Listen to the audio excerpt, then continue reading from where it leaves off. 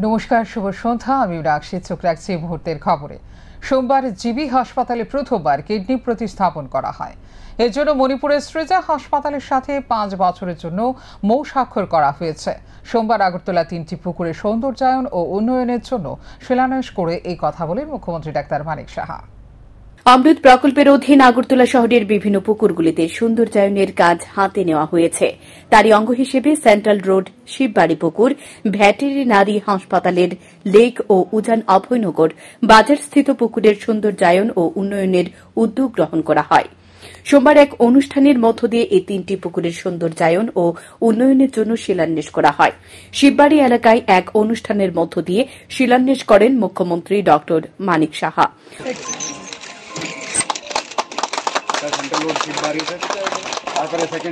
অনুষ্ঠানে বক্তব্য রাখতে গিয়ে মুখ্যমন্ত্রী ড মানিক সাহা বলেন, অমৃত 2.0 প্রকল্পে অর্থে সেন্ট্রাল রোড শিববাড়ি পুকুর, ভেটেরিনারি হাসপাতালের লেক ও উজান অভয়নগর বাজারস্থিত পুকুরের সৌন্দর্যায়ন ও উন্নয়নের উদ্যোগ নেওয়া হয়েছে।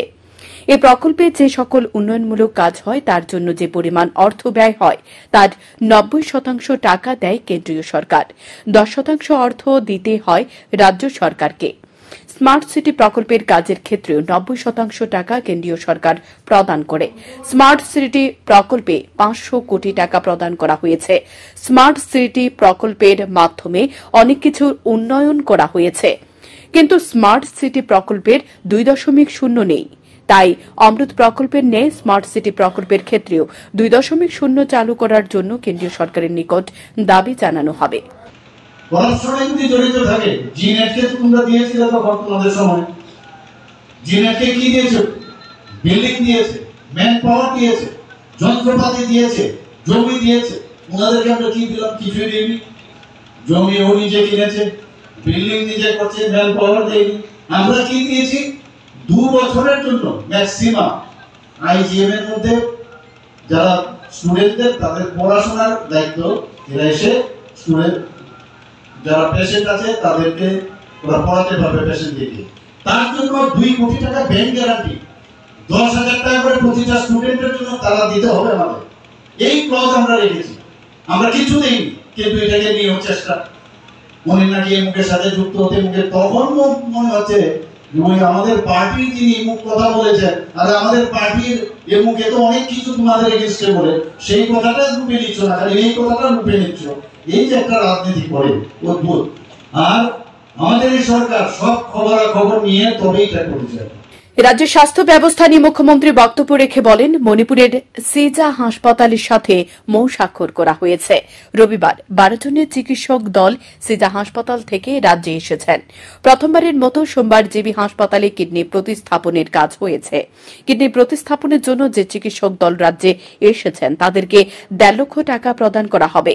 পাশাপাশি তাদের থাকা খাওয়ার ব্যবস্থা করা হয়েছে। কিডনি দাতা ও গ্রহীতাকে কোনো অর্থ প্রদান করতে হবে না। রাজ্যের চিকিৎসকরা সিজা হাসপাতালে গিয়ে প্রশিক্ষণ নিয়ে এসেছে। সিজা হাসপাতালের সাথে 5 বছরের মৌ স্বাক্ষর করা হয়েছে। রাজ্যের চিকিৎসকরা কিডনি প্রতিস্থাপনের কাজ শিখে গেলে এবং 3 বছর অভিজ্ঞতা অর্জন করলে তারাও কিডনি প্রতিস্থাপনের জন্য ছাড়পত্র পেয়ে যাবে। মুখ্যমন্ত্রী আরও বলেন, প্রস্তাবিত শান্তিনিকেতন মেডিকেল কলেজে নিয়ে বিরোধীরা অপপ্রচার চালিয়ে যাচ্ছে। শান্তিনিকেতন মেডিকেল কলেজ নিজেদের টাকায় জায়গা ক্রয় করেছে, পরিকাঠামো গড়ে তুলেছে, ম্যান পাওয়ারও তাদের। রাজ্য সরকার শুধুমাত্র আইজিএম হাসপাতালে যেন তাদের কলেজের পড়ুয়ারা পঠন পাঠন করতে পারে তার জন্য 2 বছরের জন্য চুক্তির ভিত্তিতে দিয়েছে। তার জন্য প্রতি পড়ুয়ার মাথা পিছু 10,000 টাকা করে শান্তিনিকেতন মেডিকেল কলেজকে ব্যাংকে জমা দিতে হবে। রাজ্য সরকার সকল খোঁজ খবর নিয়ে শান্তিনিকেতন মেডিকেল কলেজকে আইজিএম হাসপাতাল ব্যবহারের অনুমতি দিয়েছে। বিরোধীরা রাজনৈতিক করার জন্য শুধুমাত্র বিরোধিতা করছে। উন্নয়নমূলক কাজ করতে গেলে বিরোধীদের অপপ্রচার শুরু হয়ে যায় বলে জানান মুখ্যমন্ত্রী। সেই জায়গায় আমরা এখন এখানে মেডিকেল কলেজ আরো টিএমসির মধ্যে আছে 100, কিন্তু এর মধ্যে আবার বাইরের থেকে অনেকে আসে, সবাই তো আর ত্রিপুরার না। তো আমাদের ডাক্তার আরো বেশি করে প্রয়োজন।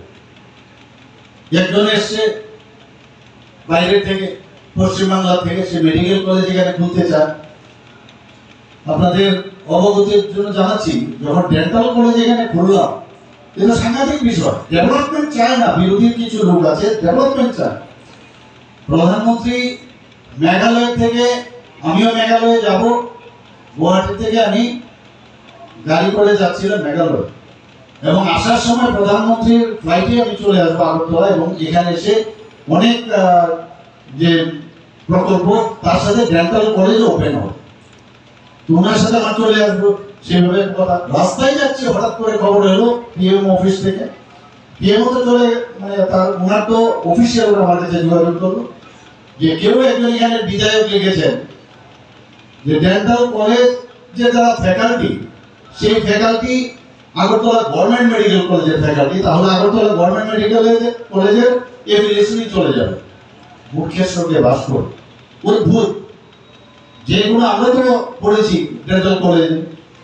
এদিনের অনুষ্ঠানে মুখ্যমন্ত্রী ডক্টর মানিক সাহা ছাড়া উপস্থিত ছিলেন আগরতলা পুর নিগমের কমিশনার শৈলেশ কুমার যাদব, পুর নিগমের deputy mayor Monika Das Dutta, corporator Ratna Dutta সহ অন্যান্যরা। স্যান্দন টিভি। কিডনি প্রতিস্থাপনের সফলতা পেল জিবি হাসপাতাল। কিডনি প্রতিস্থাপন হওয়া 20 বছর বয়সী রোগীর বর্তমানে অবস্থা স্থিতিশীল। সোমবার বিকেলে জিবি হাসপাতালের কনফারেন্স হলে এক সাংবাদিক সম্মেলন করে এই কথা জানান হাসপাতালের এমএস শঙ্কর চক্রবর্তী। সোমবার প্রথমবার জিবি হাসপাতালে কিডনি প্রতিস্থাপন করা হয়। এদিন মুন্না সাহা সূত্রধর নামে রামনগরের বাসিন্দা তার 20 বছর বয়সের ছেলেকে কিডনি দান করেছেন। এই কিডনি প্রতিস্থাপনে সহযোগিতা করেছে শ্রীজা হাসপাতাল। কিডনি প্রতিস্থাপনে এদিন দায়িত্ব পালন করেছে 12 জনের একটি টিম। তাদের আত্মবিশ্বাসে আজকে এই সফলতা আসে। বর্তমানে রোগীর অবস্থা স্থিতিশীল।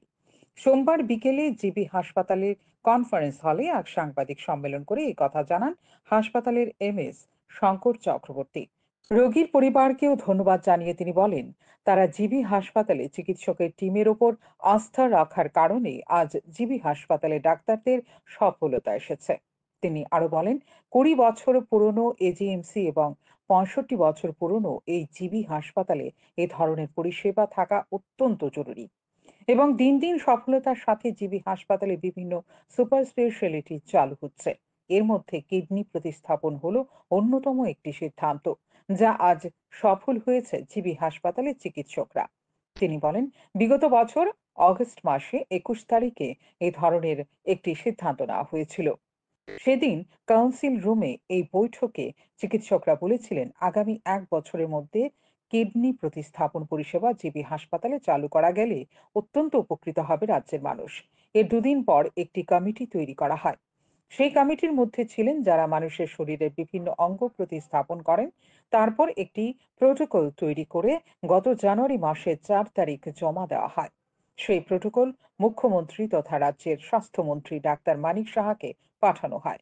তারপর মুখ্যমন্ত্রী গত জানুয়ারি মাসের 18 তারিখ অনুমোদন দিয়ে দেয়। তারপর সেই ছাড়পত্র পেয়ে শ্রীজা হাসপাতালের সাথে মৌস্বাক্ষর হয়। বিভিন্ন পর্যায়ক্রমে এগিয়ে আজকে এই সফলতা এসেছে বলে জানান তিনি। তিনি আরো জানান, কিডনি প্রতিস্থাপন করার আগে কিছু শারীরিক পরীক্ষা নিরীক্ষা করতে হয় রোগীর। এই পরীক্ষা নিরীক্ষাগুলো সমস্ত কিছু ত্রিপুরা রাজ্যের ল্যাবে হয় না, এগুলো রোগীর বাইরে থেকে পরীক্ষা করে আনা হয়। জিবি হাসপাতালে এমএস আরো জানান, রোগীদের জন্য জিবি হাসপাতালের পরিষেবা পুরোপুরি বিনামূল্যে। আজকে যে রোগীর কিডনি প্রতিস্থাপন করেছে তার আয়ুষ্মান কার্ডও ছিল। আজকে যারা কিডনি প্রতিস্থাপনে সহযোগিতা করতে মণিপুর থেকে এসেছেন তাদের সমস্ত আর্থিক খরচ বহন করবে সরকার এবং তারা জিবি হাসপাতালের কাছ থেকে কোনো অর্থ না নিলেও তাদের একটি অর্থ আসে প্রদান করা হবে বলে জানিয়েছেন তিনি। সেক্রেটারি হেলথ এবং যথারীতি সিএম স্যার সেটাকে অ্যাপ্রুভ করে দিয়েছেন 18 জানুয়ারি 2024। অর্থাৎ এই হাসপাতাল কিডনি ট্রান্সপ্লান্ট বা অন্যান্য অর্গান ট্রান্সপ্লান্ট করার জন্য গভর্নমেন্ট ছাড়পত্র দিয়েছে। তারপর এটার জন্য অনেকগুলি প্রসিডিউর থাকে, অনেকগুলি লিগ্যাল অ্যাসপেক্ট থাকে, আমরা পর্যায়ক্রমে সেগুলি করতে থাকি। তারপরে যে জিনিসটা সবচেয়ে গুরুত্বপূর্ণ সেটা হলো কোনো একজনের মেন্টরশিপে এই কাজটা করতে হয়, কোনো একজন মানে কোনো একটা হসপিটালের মেন্টরশিপে।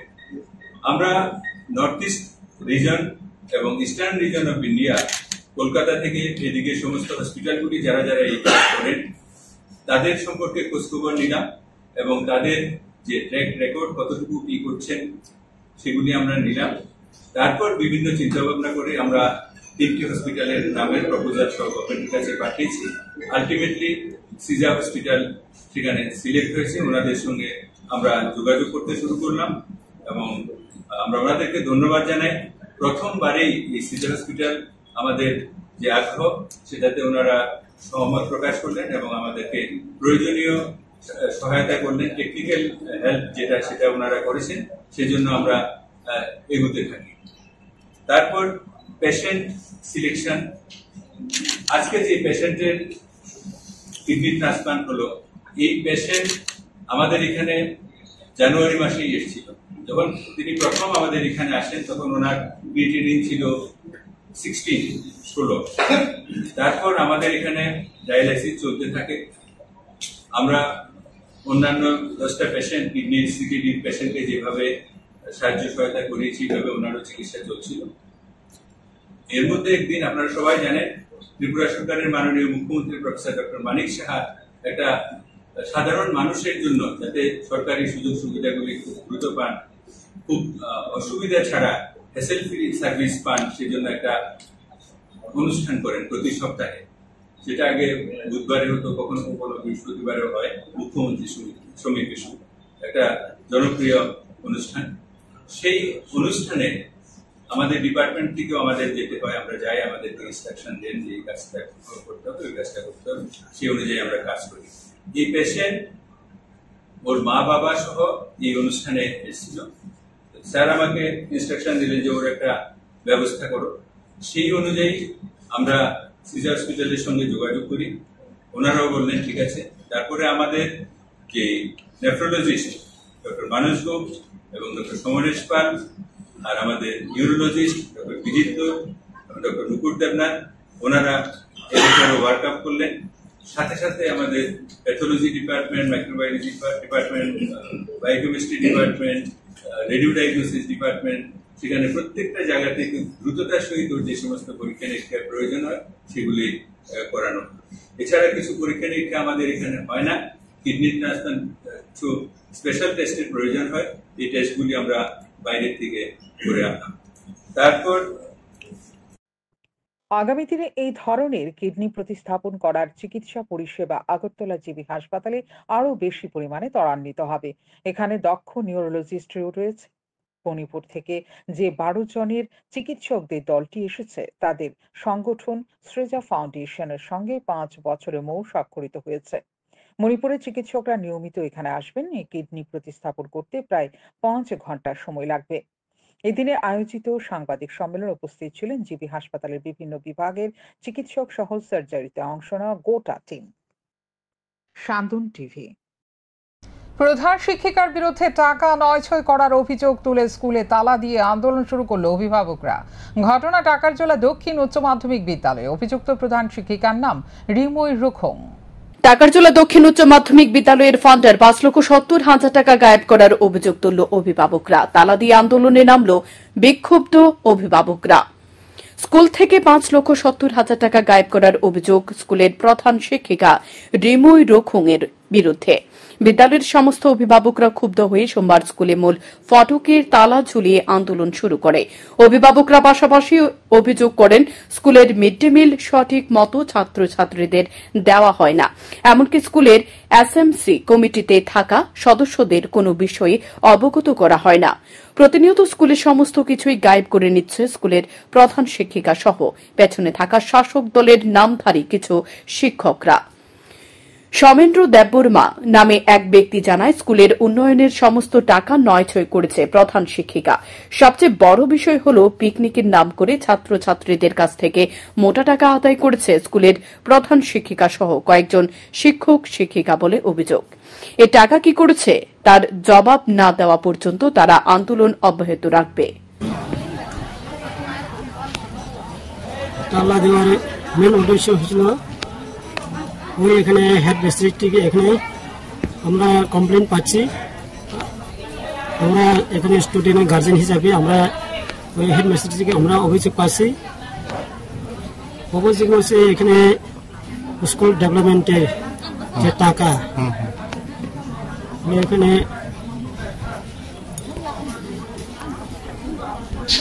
যে টাকা যে স্কুল ডেভেলপমেন্ট যে টাকা ছিল হেডমাস্টারতে টাকাটা মানে নয়শো করছে।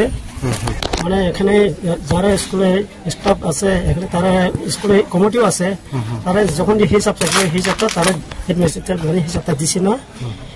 তারপরে স্কুলের যে স্টুডেন্টের যে ভর্তি টাকা 800 টাকা করে, বা স্কুলে যে পিকনিক যে যাওয়ানোর লাগে টাকা তারা টাকা যে দিছিল টাকা যে দিছিল ওই টাকাটা তারা এই যে হেডমাস্টার শক্তি দেওয়ার টাকা হেডমাস্টার নেই ইয়া করছে আর কি,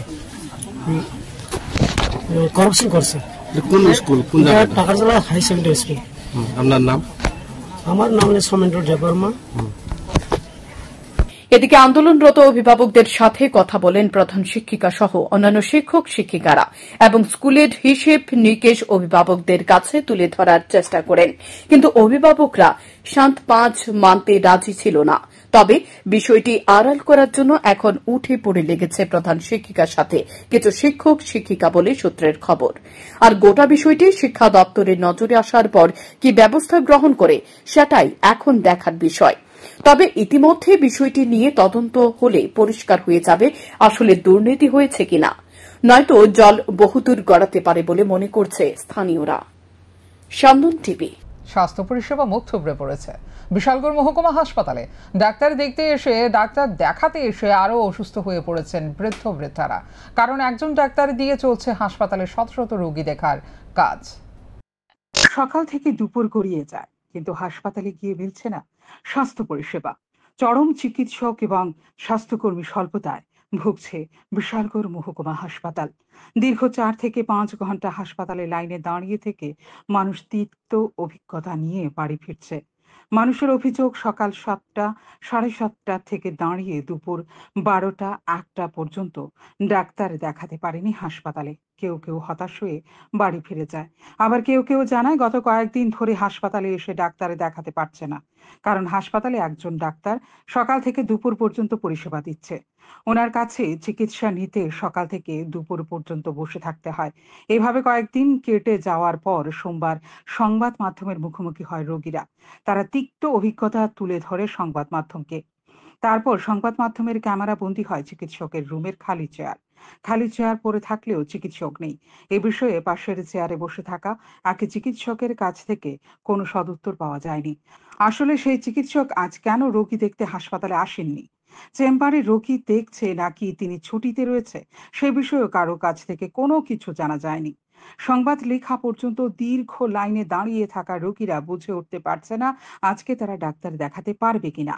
তবে মহকুমা হাসপাতালগুলিতে এই ধরনের বেহাল স্বাস্থ্য পরিষেবার কারণে প্রতিদিন জিবি হাসপাতালে ভিড় বাড়ছে, যা বলার অপেক্ষা রাখে না। শত শত রোগী বিভিন্ন মহকুমা থেকে প্রতিদিন গাড়ি কিংবা ট্রেন দিয়ে জিবি হাসপাতালে মুখী হয়।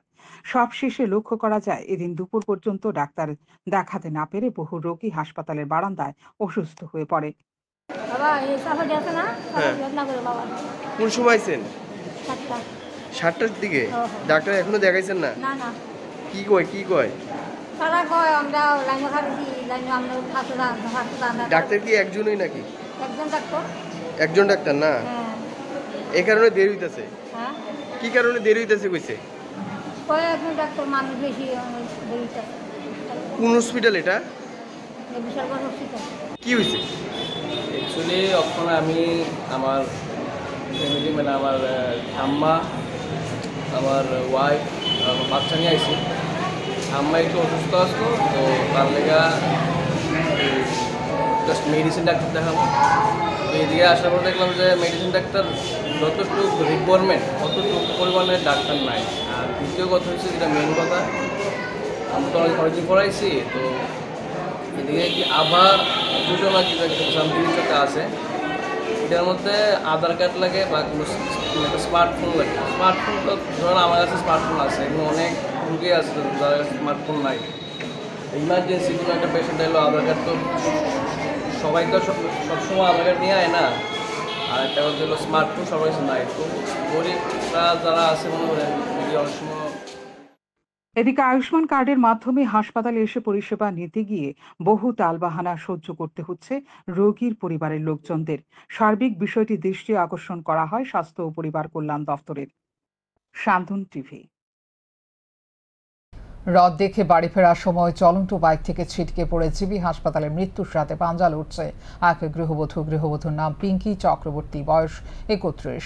গৃহবধূর পরিবারের লোকজন জানান, মেলাঘরের রদ দেখে রবিবার রাতের বেলা প্রায় 10:30 নাগাদ বাড়ি ফেরার সময় বগার বাসা এলাকায় বাইক থেকে ছিটকে পড়ে আহত হয়। সাথে সাথে স্থানীয় হাসপাতালে নিয়ে গেলে সেখান থেকে রেফার করা হয় মেলাঘর হাসপাতালে। মেলাঘর হাসপাতাল থেকে কর্তব্যরত চিকিৎসক রেফার করেছেন জিবি হাসপাতালে। জিবি হাসপাতালে নিয়ে আসার পর অবস্থা আশঙ্কাজনক বলে জানান চিকিৎসক। গৃহবধূর স্বামীর নাম সঞ্জীব চক্রবর্তী, বাড়ি বগারবাসা এলাকায়। গৃহবধূর পরিবারের লোকজনদের কাছ থেকে আরও জানা যায়, যদি মাথায় হেলমেট থাকতো তাহলে অবস্থা এতটা গুরুতর হতো না। হেলমেটবিহীন হওয়ায় দুর্ঘটনায় মাথায় গুরুতর আঘাতপ্রাপ্ত হয়েছেন পিঙ্কি। পিঙ্কি এখন পর্যন্ত সংজ্ঞা ফেরেনি।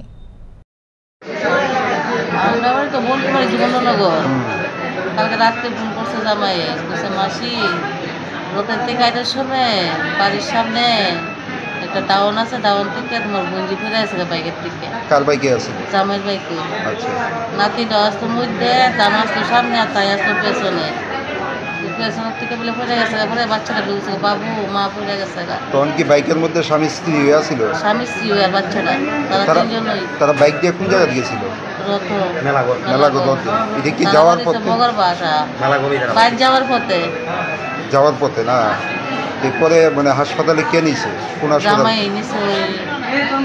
নলচন্ডী কয়টা বৈরাগী বাজার হসপিটালে রেফার করছেন। নিজ বাড়ির পাশে অগ্নিদগ্ধ অবস্থায় এক বৃদ্ধার মৃতদেহ উদ্ধার হলো সোমবার। মৃতার নাম আলপনা দাস, বয়স 70, বাড়ি খয়েরপুর বাইপাস সংলগ্ন চাম্পামোড়া এলাকায়। মৃতার ছেলে জানিয়েছেন, তার মা আলপনা দাসের মানসিক রোগ রয়েছে।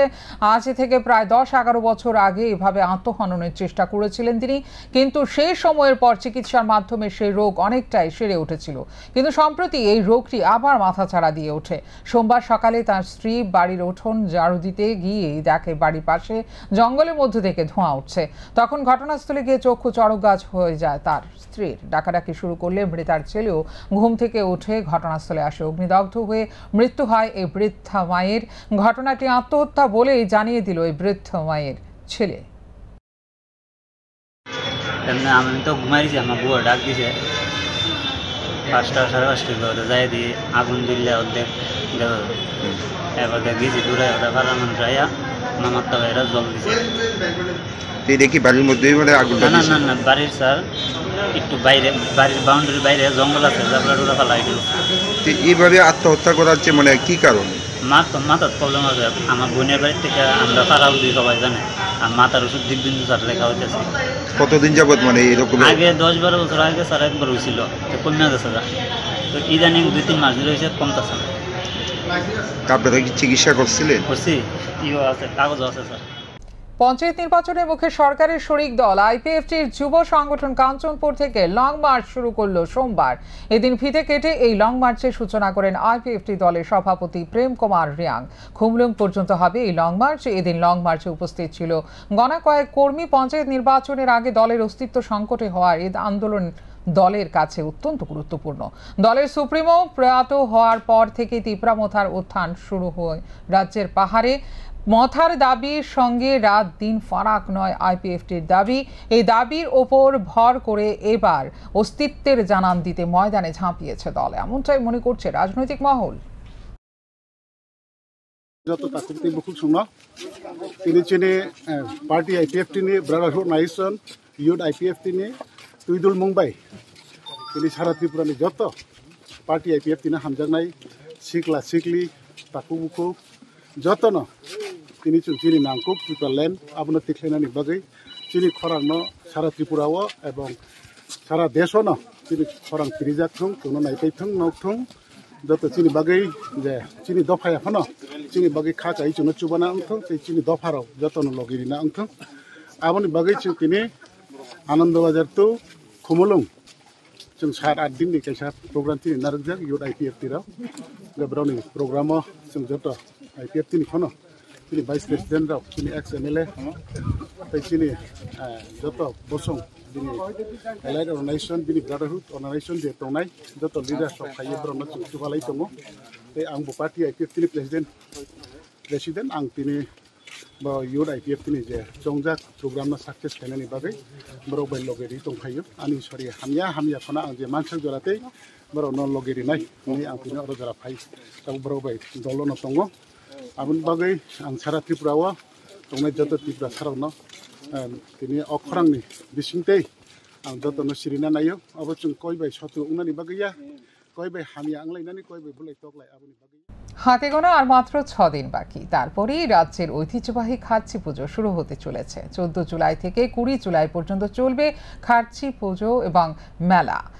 ইতিমধ্যেই চলছে শেষ তুলির টান, সাজিয়ে তোলা হচ্ছে মন্দির। উদ্যোক্তারা জানান 7 দিন ব্যাপী চলবে খার্চি পুজো ও মেলা। ইতিমধ্যে সমস্ত প্রস্তুতি সেরে নেওয়া হচ্ছে। এবার মেলায় 16টি স্টল বসবে। সব মিলিয়ে 400 স্টল বসার সম্ভাবনা রয়েছে। সকলে যাতে খার্চি পুজোয় আসতে পারে তার জন্য অটো ভাড়ার উপর কঠোর নিষেধাজ্ঞা জারি করা হয়েছে। কোনো অটো চালক অতিরিক্ত ভাড়া গ্রহণ করতে পারবে না। যাত্রীদের কাছ থেকে যদি বিষয়টি নজরে আসে তাহলে অবিলম্বে সংশ্লিষ্ট দপ্তরের কাছে অভিযোগ জানানো হবে বলে জানান। মাননীয় মুখ্যমন্ত্রীর হাত ধরে সেই উদ্বোধন হবে সকাল 11 ঘটিকায়। তো প্রস্তুতি আপনার চলছে, সারা দিন রাত্র কাজ করছে। আমাদের যেই মেলা প্রাঙ্গণ এবং আশপাশের যে এলাকা সেটাকে আলোকসজ্জায় সাজিয়ে তোলার কাজ ইতিমধ্যে শুরু হয়ে গেছে। আপনারা দেখছেন যে আমাদের বিউটিফিকেশনের কাজও শুরু হয়েছে, কাজ চলছে, বা সাফাই যেটা অভিযান সেটাও চলছে।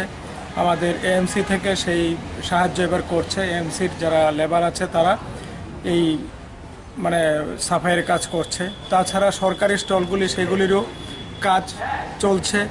পাবলিক যেগুলি স্টল, যেগুলিতে দোকান ভিটি হবে সেগুলিতেও কাজ চলছে। আমাদের কৃষ্ণমালা খাদ্য জনসংভরণ ও ক্রেতা স্বার্থ বিষয়ক দপ্তরের উদ্যোগে এবং কৃষি ও কৃষক কল্যাণ দপ্তরের সহযোগিতায় সহায়ক মূল্যে কৃষকদের কাছ থেকে ধান কেনার প্রক্রিয়ার সরকারিভাবে শুরু হলো খোয়াই মহকুমায়। সোমবার সকালে খোয়াই অফিস টিলা সংলগ্ন খাদ্য গুদাম ঘরের পাশে এক অনুষ্ঠানের মধ্য দিয়ে এ সহায়ক মূল্যে ধান কেনার প্রক্রিয়া শুরু হয়। এতে প্রধান অতিথি হিসেবে উপস্থিত ছিলেন খোয়াই জেলার জেলা পরিষদের সভাপতি জয়দেব দেববর্মা, খোয়াই মহকুমার কৃষি তত্ত্বাবধায়ক শ্রীনাথ দাস সহ আরো অনেকে। 21 টাকা 83 পয়সা প্রতি কেজি দরে কৃষকদের কাছ থেকে প্রথম দিন ধান কেনা হয় প্রায় 100 মেট্রিক টনের কাছাকাছি। কৃষি তত্ত্বাবধায়ক শ্রীনাথ দাস জানিয়েছেন, খোয়াই মহকুমায় লক্ষ্যমাত্রা ছিল 275 মেট্রিক টন ধান ক্রয় করার, কিন্তু কৃষকরা প্রায় 1000 মেট্রিক টন ধান বিক্রির জন্য রেজিস্ট্রেশন করেছে। কৃষকদের উৎসাহ দেখে খাদ্য দপ্তর এবং কৃষি ও কৃষক কল্যাণ দপ্তর এই ধান ক্রয়ের সময়সীমা 3 দিন থেকে বাড়িয়ে 10 দিন করার সিদ্ধান্ত নেয়। আজকের থেকে আগামী 17 তারিখ অবধি এই ধান কেনা চলবে। প্রথমে 3 দিন টার্গেট ফিক্স করা হয়েছিল, কিন্তু আমরা যে আমাদের যে কৃষক ভাইদের যে উৎসাহ উদ্দীপনা এটাকে লক্ষ্য করে আমরা এটাকে 10 দিনে আমরা করেছি এবং আমাদের যে টার্গেট ছিল 275 মেট্রিক টন, তো এটা আমরা অলরেডি এই টার্গেট ফুলফিল ছাপিয়ে আমরা মোটামুটি 1000 মেট্রিক টনের উপরে আমরা ধান কিনতে পারবো। ইতিমধ্যে রেজিস্ট্রেশন অলরেডি হয়ে গেছে। তো আমি আশা করবো যে আজকে যে এই ধান কেনার যে অনুষ্ঠান, তো আজকে আপনার কৃষক ভাইরা উৎসাহ উদ্দীপনা নিয়ে আইনজীবী শ্যামল কান্তি পালের জন্মদিন উপলক্ষে সোমবার এক রক্তদান শিবিরের আয়োজন করা হয় কমলপুর মহকুমায়। এদিন মহকুমার বিমল সিংহ মেমোরিয়াল হাসপাতালে ব্লাড ব্যাংকে রক্তদাতারা স্বেচ্ছায় রক্তদান করেন। আইনজীবী শ্যামল পাল জানিয়েছেন, জীবন বাঁচাতে রক্তের কোনো বিকল্প নেই, তাই তিনি নিজের জন্মদিনে এই রক্তদান শিবিরের আয়োজন করেছেন। যারা স্বেচ্ছায় রক্তদান করেছেন তাদের তিনি অভিনন্দন জ্ঞাপন করেন। কাজ করছেন। আসলে প্রথমে দু একবার আমার যারা বন্ধুবান্ধব বা আমার যারা সঙ্গে থাকে তারা কেক কেটে রক্ত আমার জন্মদিন পালন করার উদ্যোগ নিয়েছিল। তাদেরকে বলেছিলাম বিভিন্ন উপহার দিয়ে শুরু করেছিল। আমি বলেছিলাম যে না, রক্তদানের কাছে আমার সবচেয়ে বড় উপহার, যদি তোমরা আমার সত্যি ভালোবাসো তাহলে রক্তদান শিবির করো। এবং তখন থেকে 19 সাল থেকেই প্রত্যেক বছরেই আমার যারা বন্ধুবান্ধব আমাকে যারা ভালোবাসে সবাই রক্তদান শিবির করছে। আমি তার জন্য ধন্যবাদ জানাই এবং আমাদের সবার প্রচেষ্টায় কমলপুরে আমরা রক্তের সংকট নেই। শারদীয় উৎসব হোক কিংবা অন্য যে কোনো অনুষ্ঠান, ত্রিপুরা রাজ্যেও ছুঁয়ে গেছে ডিজে সংস্কৃতিতে, যা ভারতীয় সনাতনী সংস্কৃতির পরিপন্থী। এই ডিজে সংস্কৃতির সঙ্গে যুক্ত রয়েছে যুবক যুবতী সহ মধ্যবয়স্ক ব্যক্তিদের উচ্ছৃঙ্খল নৃত্য, যা কখনোই বাংলা সংস্কৃতির সঙ্গে সাজস্পূর্ণ হয় না, যা নিয়ে এবারে সরব হলো বাংলা সংস্কৃতি বলয়ের আগরতলা সংসদ। সোমবার বিকেলে আগরতলা সংসদের একটি প্রতিনিধি দল তথ্য সংস্কৃতি দপ্তরের অধিকর্তার সঙ্গে সৌজন্য সাক্ষাৎ করে। ভারতীয় সংস্কৃতির ধারাকে এগিয়ে নিয়ে যাওয়ার জন্য ডিজে সংস্কৃতিকে বন্ধ করার দাবি জানানো হয় অধিকর্তার কাছে বাংলা সংস্কৃতি বলয়ের আগরতলা সংসদের পক্ষ থেকে। ক্লাবগুলোর পাশাপাশি মহিলা কমিশন, ত্রিপুরা পুলিশ সহ রাজ্যের বিভিন্ন প্রতিষ্ঠানগুলোর কাছেও তারা এদিন ডিজে সংস্কৃতি বন্ধ করার আবেদন জানান।